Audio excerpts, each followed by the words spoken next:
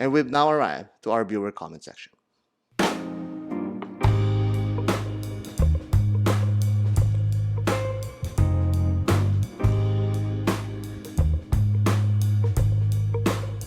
So we'll begin with a GShock comment from the GAB001. Again, this is another of those new GShock analog designs that's still being refreshed by GShock, which is a very good sign that there's interest on it.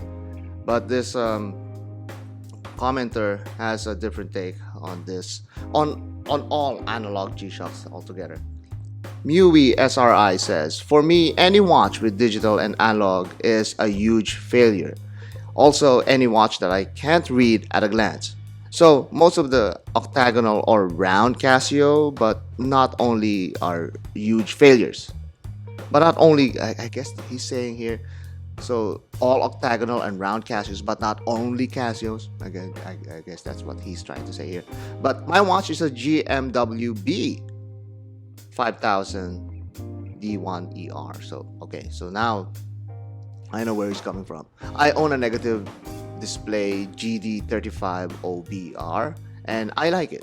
I could read it in low light without the need of active auto light. Okay, so he is really just a big fan of digital displays. However, I don't agree that those analog watches are failures. Maybe it is harder to see because many analog watches tend to make their hands a little bit slimmer, and he might be having a hard time reading those slim hands. But there are other analog watches that have very pronounced and prominent hands, hours and minutes hands. Or maybe he is also looking at the second hand, which is traditionally been a slim needle of a hand. So maybe that's something that's making it hard for him to read. But I don't agree that these are failures, and mainly because of legibility. Watches nowadays are not really for reading time, ironically, for the most part. Most watches now are really worn as fashion, even for us men. So we have to admit that. But Mewy here is saying that that's a big thing for him, that it needs to be legible, it needs to be read, it's a timekeeping device. Okay, I understand that. Junior Johnson 5961 says, hi Jason. Hi Junior. Melika Raman 25 says, what should I go for, the silver one, green one, or blue one? Any advice? He's talking about the GM2100 here. Well, it's up to you. It's a color preference. If you want legibility, well, then go for the dark blue one. That's the better one. If you want a little bit more color, then the green one. If you want something that's a little bit more monochromatic and traditional, then go for the silver one. That's how I would tackle it. But everyone has a totally different preference. I would rather give an advice to a little bit more specific taste. If you could tell me what kind of taste you have, then maybe I'll give you a little bit more subjective advice. Better Steps said, Omega was here, really gave this watch a tacky feel. Yes, that was the word that I was looking for, but my very limited pirate vocabulary eluded me on that.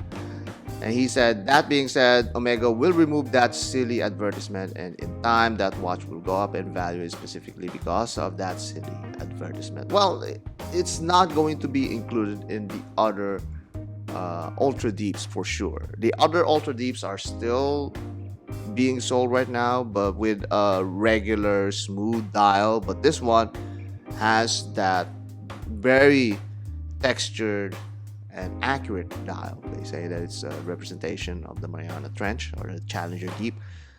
But yes, that just made it a lot tackier. I mean, they didn't have to like say that Omega was here. They could just like put a subtle Omega there, like how Rolex adds an engraving of the Rolex crown on their crystals. And actually Omega does that too with their moon watches.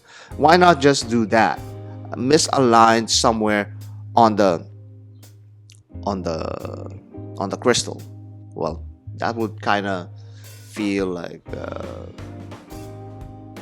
inappropriate, because I mean, if it wasn't the crystal, it means that Omega didn't actually reach the deep. So okay, so you have to put it on the dial itself, but just put an Omega logo there and an Omega emblem there. That's hard to see when you put a black light, and that's where you see it. That's fine enough for me.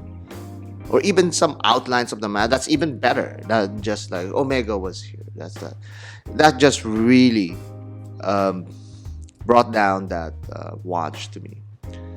Okay, so Dan Schlax 7188 says here, I only seen the CW logo on video reviews and really didn't care for it. However, I recently saw it in the Met at a watch show in Chicago, and I have to say that it's not or obtrusive as I thought. It's very well done. Great show, entertaining as always. Yes, the CW redesign is a really great redesign of a brand, and we've seen this before when Benishanico also rebranded, and we suggested the Atowak to do the same. And CW is a really great example of just minimizing and consolidating their design elements into one singular recognizable design that everyone now is, not everyone, but a lot of people are loving.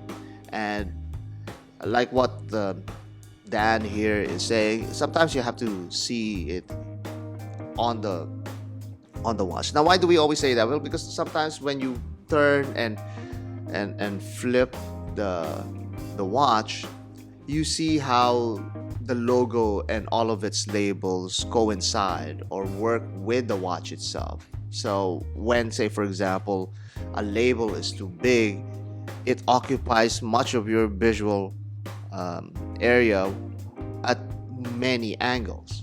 And sometimes you don't want that. Sometimes you want to create a little bit of suspense to your product, so it's not going to so your eyes are not going to focus on the logo. Say for example, at the side of the watch, if you see the side profile of the watch, you don't really need to see the logo anywhere else there, even though if it's the crystal is domed and it could refract that, because that distracts from your enjoyment at looking at the side of the champers or the lug design. Like with this specific watch already, the 5 is on the crystal is kind of taking my attention instead of that hole there on the case bezel, for example. So sometimes you need to hide design elements so your eyes or the eyes of the audience can focus on the specific part that you wanted to highlight when you turn the product from one angle to another. So the less those labels are, the better. But say for example, on the case of the TVA, the GShock TVA, wherein the labels are part of the design, you want to see part of it because that's what makes it unique. Again, that's based on the the Swiss design, Swedish or Swiss font design philosophy, and you've seen that also in many aircraft and vehicles, that they have these warning signs or instructional text on certain panels to denote that, hey, that is a articulating or a moving panel. And that has been a staple in Japanese design. If you go into their mecha and anime art, you could see that more prominently, and that's why that TVA was a little bit more nostalgic to many people. But again, typography is a big element of products, and when used properly, you will get these kinds of responses. Next, Figo O D Stuff 1036 says about the Frogman. Well, actually, this is about that short that I released recently about the redesign or the ultimate MRG Frogman if I designed it myself. Here's what he has to say. It would be even more perfect if it was symmetrical. Thumbs up.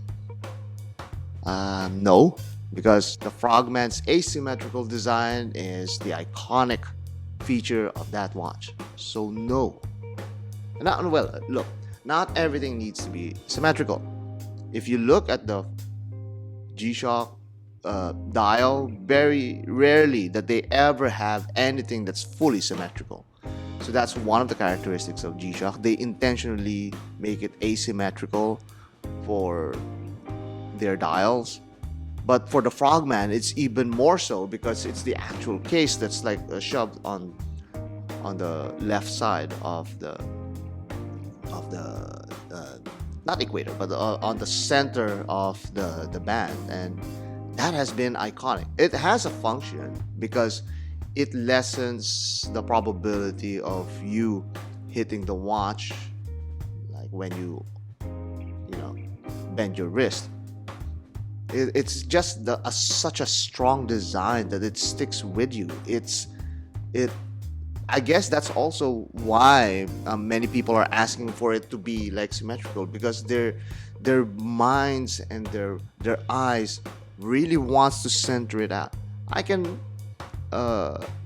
redesign it in a way so that you can I could just literally just push it there and show it to you, but then it doesn't look like a Frogman anymore. We've known through the years that the Frogman is asymmetrical, is aligned on one side, and I cannot bring myself as a designer to I cannot bring myself to bring it and put it in the center, But please don't ask for that, because that's the one of the most iconic and the strongest design, memorable design of the Frogman.